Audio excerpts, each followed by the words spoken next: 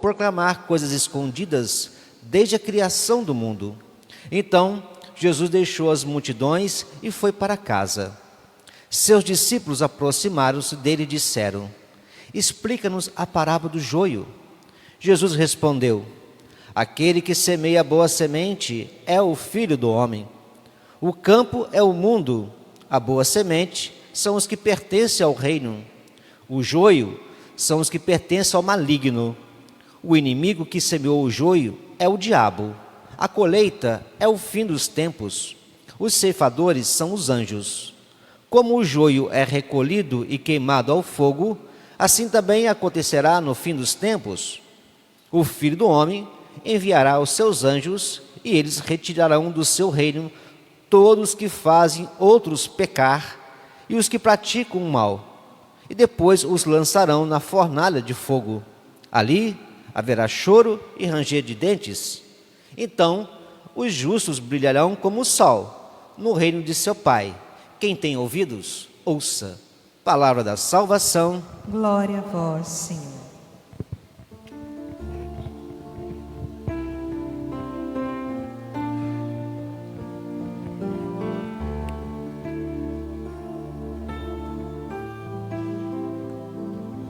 Ó Senhor, vós sois bom, sois clemente e fiel.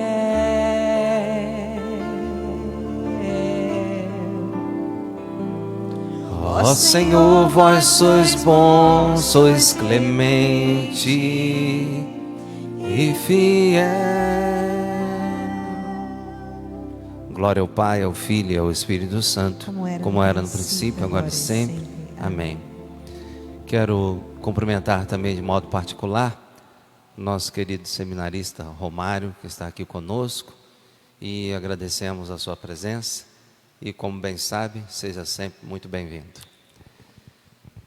E hoje nós temos mais uma vez uma parábola no texto do Evangelho, a qual se torna para nós um grande apoio, um grande ponto para a nossa reflexão nesse domingo, em que celebramos mais uma vez a vitória de Cristo sobre o pecado, sobre o mal e sobre a morte.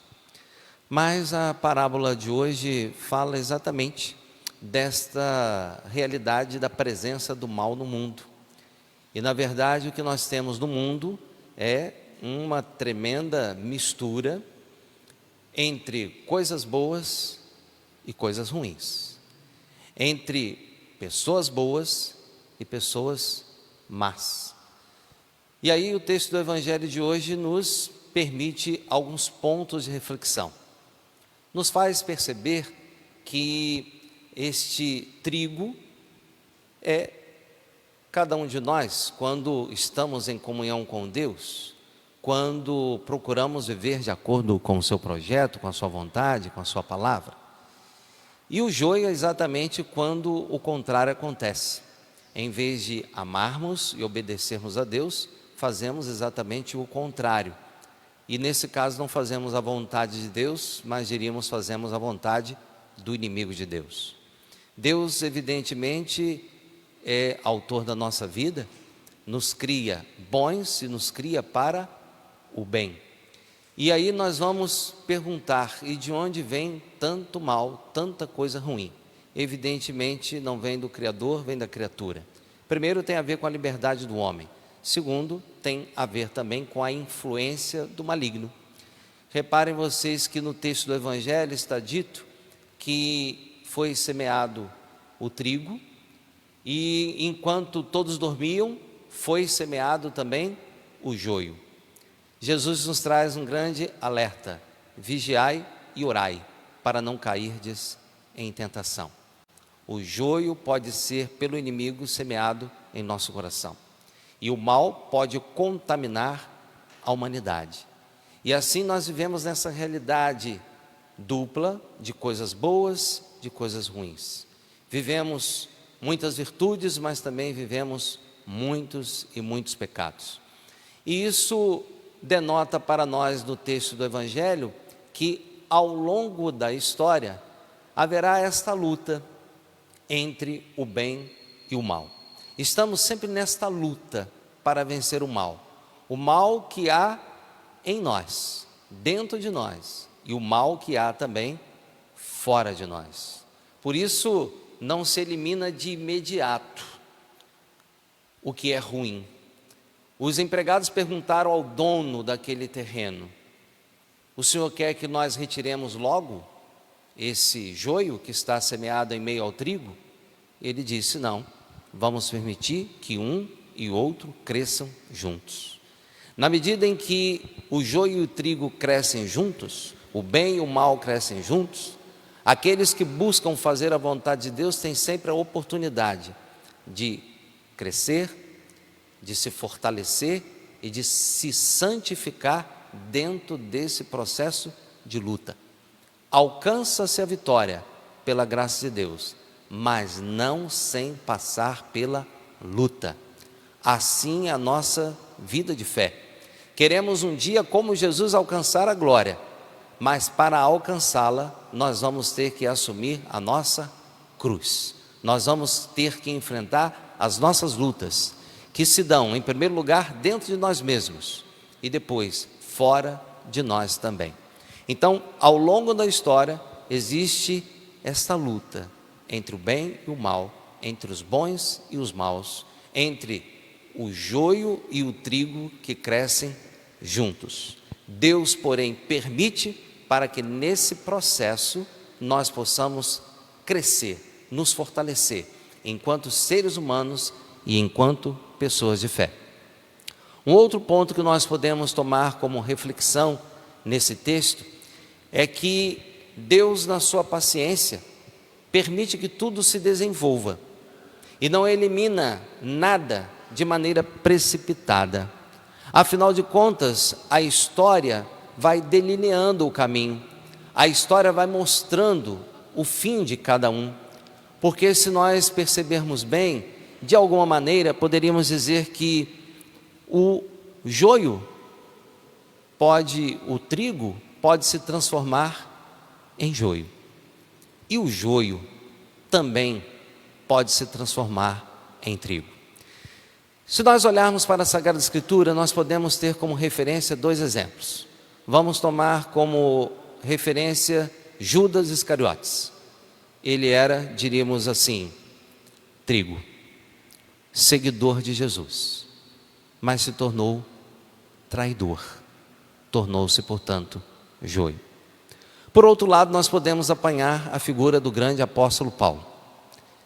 Quem era Paulo?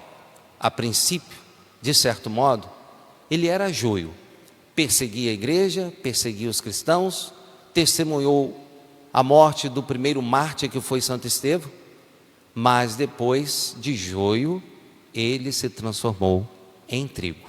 De perseguidor, ele se transformou em verdadeiro propagador do Evangelho.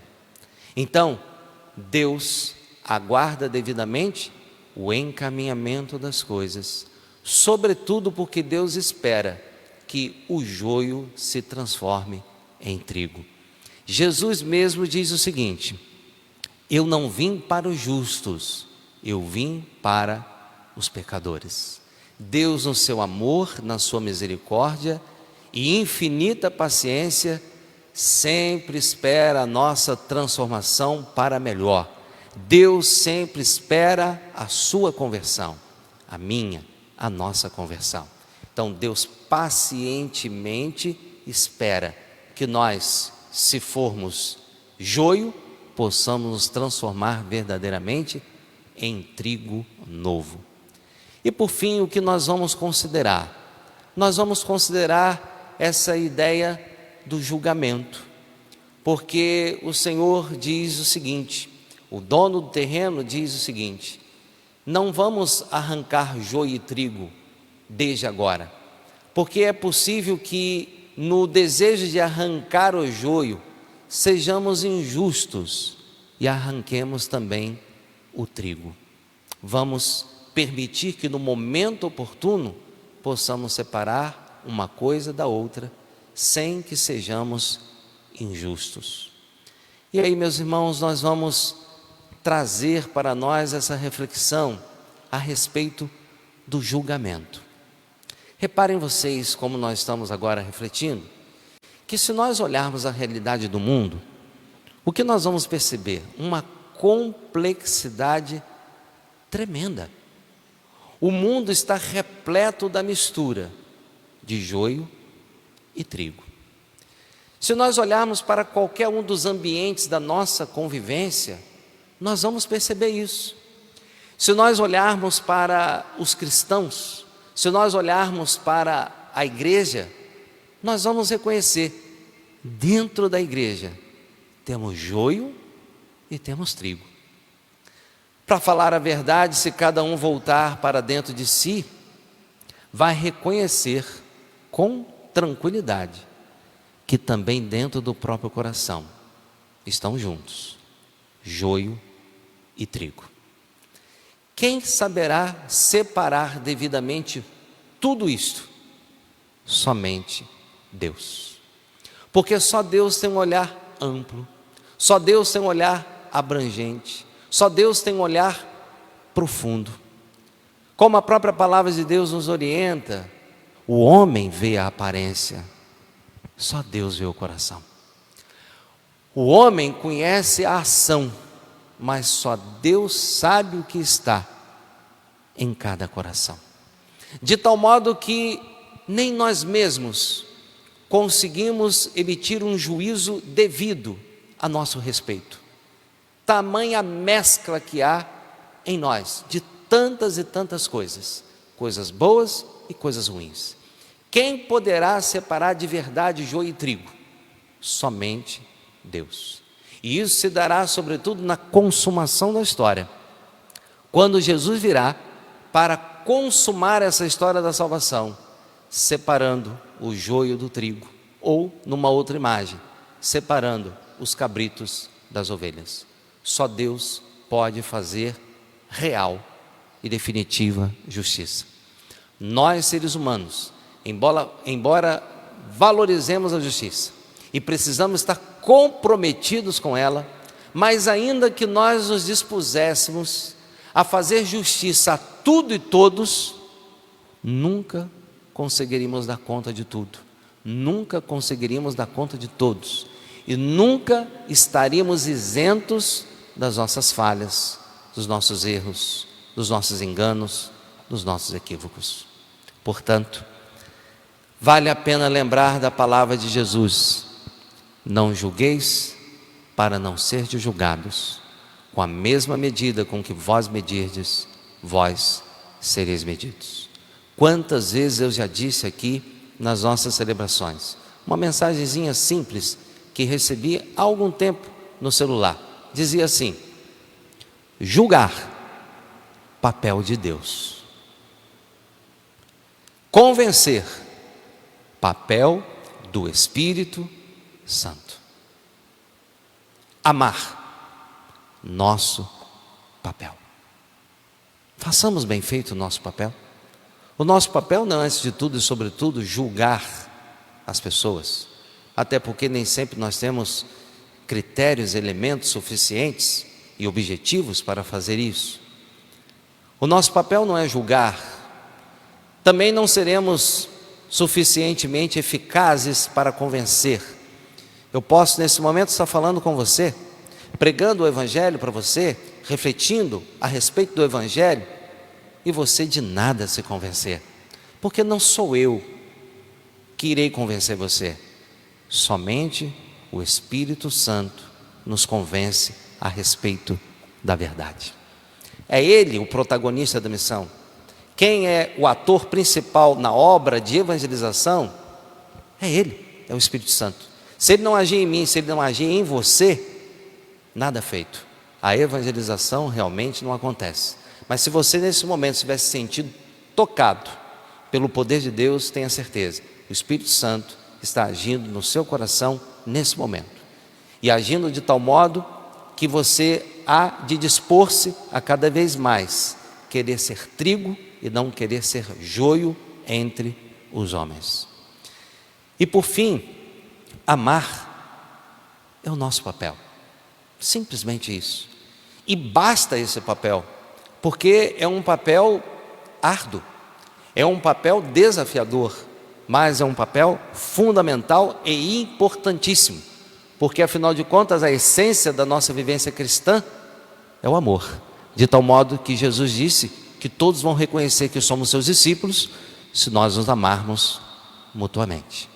É preciso, portanto, que nós deixemos que Deus Todo-Poderoso saiba julgar tudo e todos, e que no momento devido, na consumação da história, quando o Senhor Jesus vier como rei, juiz de tudo e de todos, separe devidamente o joio do trigo.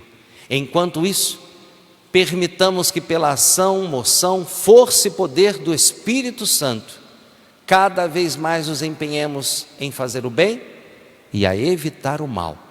E que nós saibamos, com os nossos esforços, fazer a entrega da nossa vida nas mãos do Senhor. Como diz o Salmo 36, no versículo 5, entrega teus caminhos ao Senhor, confia nele e o mais ele fará.